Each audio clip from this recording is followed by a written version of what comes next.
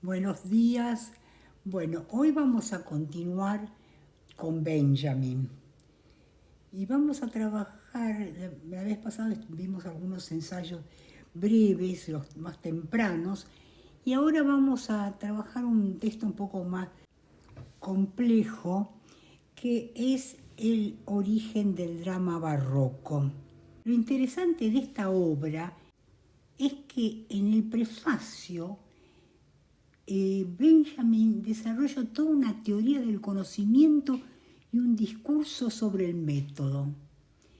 Para ello retoma, por cierto, tesis que nosotros hemos visto en la vez pasada, tesis sobre el lenguaje de obras anteriores, donde se destaca, por ejemplo, el valor expositivo del lenguaje en tanto vehículo de la verdad, y de lo que se deriva, como vimos, el carácter de la filosofía como exposición. Porque no se trata de atrapar la verdad en un sistema. No es que la verdad se alcanza, sino que la verdad se automanifiesta. Y para entender esto, veamos cómo entiende Benjamin la relación entre ciencia, filosofía y arte. En principio nosotros tenemos fenómenos, o sea, los hechos empíricos, las cosas, lo que captamos a través de los sentidos. Para conocer esto nosotros tenemos que abstraer los aspectos comunes, creamos conceptos. Entonces los conceptos son los mediadores para el conocimiento de esos fenómenos. Pero luego están las ideas, que las ideas a las cuales nosotros no llegamos ni por inducción, ni por deducción, ni por argumentación, porque las ideas son la verdad. Como decíamos recién, se automanifiestan. Nosotros no las tenemos que, digamos, poner un sistema. Y entonces, frente a esta verdad que se nos automanifiesta, lo que tenemos nosotros es la contemplación, no el conocimiento, sino que lo contemplamos. Ahora, lo primero, el conocimiento es lo que hace la ciencia. La filosofía es la que a través del lenguaje expone esa verdad. Y el arte sería también tendría algo similar a la filosofía, porque tiene una relación directa con la cosa misma, no mediada a través del concepto, pero tampoco sería idéntica a la filosofía. Porque el arte se agota en el material, mientras que la filosofía solamente a través del lenguaje expone la verdad. Lo que quiero que quede claro es que lo de la filosofía no es una relación de conocimiento, sino de exposición, y en eso es lo que se parece al arte. ¿Qué hace el arte? Muestra, expone. Entonces veamos cómo este método se puede aplicar a la presentación, porque ya no sería al estudio del drama barroco alemán. Dice Benjamin con respecto al método que hay que buscar en lo disperso y difuso la síntesis, no clasificar ni identificar escuelas, ni períodos, ni hacer valoraciones de las obras, sino por el contrario dar igual importancia a los escritores menores, a las obras de poco valor. Como decíamos, no se trata de avanzar de los casos particulares de los diferentes dramas a un concepto de drama barroco, sino lo que hace es busca experimentar la esencia espiritual de ese drama barroco, eso que lo transforma en idea. Y para eso busca los extremos, busca los fenómenos en sus casos límites y busca también una totalidad, pero no una totalidad armónica, sino una totalidad hecha de los materiales más dispares, lleno de contradicciones, rupturas. Por ejemplo, al estudiar el héroe o el tiempo en que vive, lo hace siempre sobre los casos más extremos. Por ejemplo, el rey siempre es tirano o mártir. El tiempo es catástrofe o paraíso. Y así ese mundo del drama barroco se manifiesta como algo bien terrestre, donde no hay perspectiva de liberación. Es el mundo histórico, el mundo natural. En fin, el drama barroco vendría a ser la puesta en obra de la verdad de una época. Esto en términos tal como habíamos visto de Heidegger y aún también de Adorno. Y Benjamin expresa la misma idea cuando dice, por ejemplo, que el arte es exposición en miniatura de un mundo. Lo que debemos entender que también que se da a la contemplación y no al entendimiento. Y aquí Benjamin se pregunta, ¿por qué filosofía del arte y no historia del arte? Porque realmente lo que él está haciendo es filosofía del arte en esta obra. Y responde, por la necesidad de captar el arte en su verdad. Y por esto entiende, por su necesidad de estar ahí, de ser así. En este caso, un arte de verdugos para verdugos, que responde entonces a una necesidad intrínseca de la gente de ese tiempo que estaba asignado por la guerra. O sea que aparece como natural ese tipo de arte. Porque lo que hay que entender es que si el tirano acaba mal, no lo hace a título personal, sino en nombre de una humanidad histórica, porque eso afecta también al súbdito. Hay unas contradicciones que afectan a ambos. Entonces lo que se debe entender es que el drama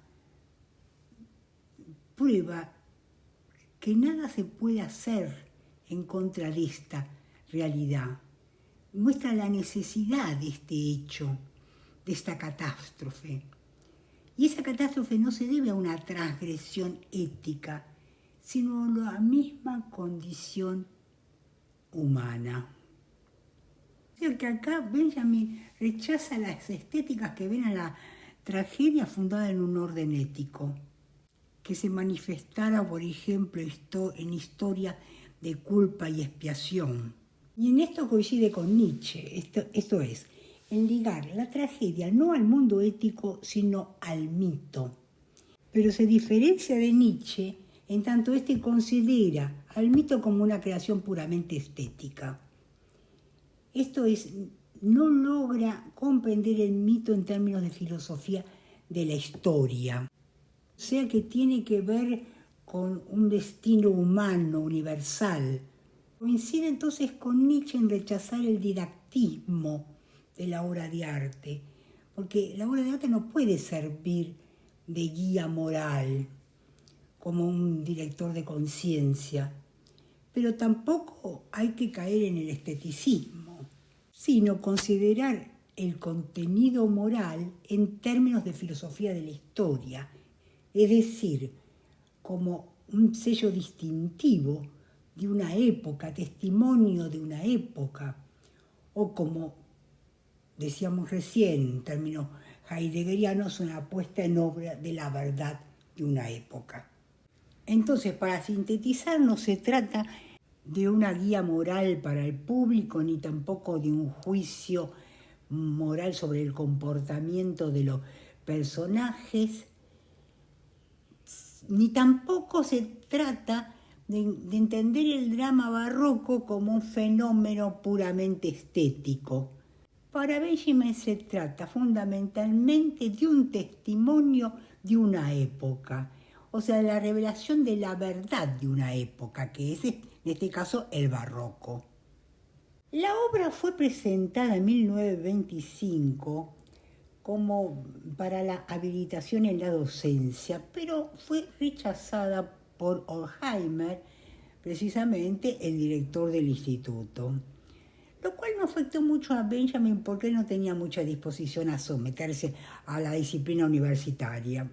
Él entendía que los alumnos, los cursos, quitan el tiempo de una manera asesina, decía. En 1926 es cuando él conoce a Asia Laghi, que ya dijimos que es una rusa militante, activista política, marxista, que tiene una gran influencia sobre Benjamin. Tanto es así que va a producir un viraje y Benjamin se va a transformar de filósofo esotérico, muy ligado a los temas del lenguaje, de la verdad como revelación, en un periodista crítico políticamente comprometido.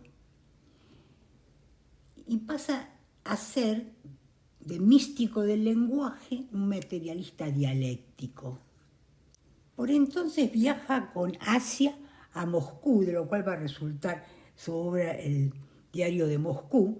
La relación no carece de tensiones. ¿Por qué? Porque Benjamin está siempre ambivalente entre su inclinación hacia lo teológico y hacia lo político. Por cierto que por esta época se acentúa la segunda tendencia y empieza a escribir fragmentos políticos en folletines de los grandes diarios, siempre con ese estilo de miniaturista de la vida cotidiana que echa una mirada crítica hacia esa sociedad moderna dominada por la mercancía. Luego en el 1929, es su primer encuentro con Brecht, que va a acentuar su orientación marxista. Ahora vamos a hablar de una obra que se enclava claramente en esa orientación. Se trata del arte en la época de la reproductividad técnica. Obra que precisamente gustó a Horkheimer porque se enrolaba dentro de una teoría materialista del arte. Allí Benjamin afirmaba que con un atraso de medio siglo respecto a las transformaciones de la infraestructura, los sistemas de producción, etc., había ocurrido una transformación dialéctica en el desarrollo del arte. Esto le llevaba a afirmar que la verdad es relativa al presente histórico y por eso descartaba también la idea de una autonomía del arte, sino que el desarrollo del arte está relacionado con el desarrollo de la vida, de la vida material. ¿En qué consistía esa transformación? En la posibilidad de reproducción, porque esta cambia la esencia misma del arte. Benjamin habla de un rasgo esencial que se da en el arte tradicional, que es el aura. El aura es el carácter irrepetible que surge de la presencia de la obra, de su singularidad, lo que le da su autenticidad. Por ejemplo, el valor que tiene la Gioconda en tanto vamos a verla al museo y la tenemos en presencia. Esto es lo que se llama el valor cultural, o sea, de culto, que le da precisamente la presencia misma del original. Ahora bien, la capacidad de la obra de ser copiada, reproducida y vista en distintos lugares, y por lo tanto la ausencia del original, afecta su autenticidad. La estatua de Venus hay que verla en directo y en su lugar. Esta capacidad entonces de ser copiada y reproducida le quita el aura, hace que el aura desaparezca. Y aquí entonces lo que vemos es que se produce una metamorfosis de la obra de arte. Es decir, que la reproducción cambia la esencia misma del arte. Por ejemplo, una película que se está viendo en muchas partes llega a las masas y esto, por lo tanto, puede tener una repercusión política, produce un proceso de democratización. Se cambia ese valor de culto que significaba ir al museo y verla en presencia por el valor de cambio. La copia tiene un valor diferente, un valor que ya no sería de culto, sino un valor exhibitivo. Y con esto la obra se autonomiza, ya no depende del ritual. Pensemos en la fotografía, en el cine. Están creados y pensados para las masas. Se espera que muchos lo vean. Y en eso consiste justamente la democratización. Se amplía el acceso al arte. Lo positivo es llegar a más personas, transmitir ideas, para cambiar el mundo. O sea que puede servir para fines políticos, para crear conciencia política revolucionaria. Por ejemplo, en el cine lo nuevo es el montaje, que puede precisamente darle significado político. Da la posibilidad de cortar y montar para resignificar, lo que puede tener consecuencias revolucionarias. A Benjamin, por ejemplo, no le gustaba mucho la vanguardia porque decía que no era clara, que no se entiende, que hay que explicarla, que ese mensaje no es claro y que se trataría en todo caso de un arte burgués elitista. A Benjamin lo que le interesaba era el cine de Chaplin, que significaba, por una parte, diversión más profundidad. Ojo, porque esto también puede afectar a la libertad de pensamiento, porque estos manejos del montaje pueden redundar en manipulación y transformarse en propaganda, porque, por cierto, el fascismo también va a utilizar el cine. Por ejemplo, están las famosas películas de Leni Riefenstahl, que hacía como un espectáculo de lo político. O sea, se daba una transformación, pero no para la liberación, sino para la pura propaganda. Y así lo que producían estas películas de Leni Riefenstahl era una estetización de la política, a lo cual el marxismo responde con la politización del arte. O sea, ya no el arte por el arte, ya no más la autonomía del arte, sino el arte como medio también de liberación. Y aquí una última reflexión que tiene que ver también con Adorno, con algo que ya vimos de Adorno, porque el cine popular, por ejemplo, refleja una psicología de una época y puede producir cultura, ¿no? Puede culturalizar, pero también puede hacer como decía Adorno, preguntar al público qué quiere y luego dárselo, porque Adorno decía, y les recuerdo porque ya lo hemos visto,